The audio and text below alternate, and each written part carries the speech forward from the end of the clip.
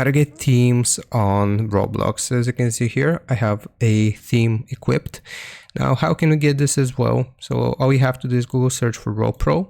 This is a very popular extension here. So just click on the first link, RolePro, and you want to click on Get RolePro right here, this blue button. And once we have installed this extension, it's completely free and safe.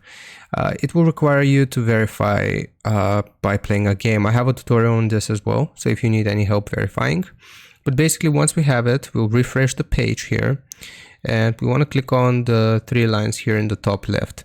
You should be able to see an option for themes, so just select it, and then right here you will see some themes. I already have a theme, so I'm just going to remove it, and you can select from the list right here, so whichever theme you want to get. For example, this one, I've just selected it. Now click on save theme, and if I go to Roblox here, I will have a theme on my main page. So that's how you do it. It's really easy. Hope this helps. Leave a like and sub, and I'll see you next time.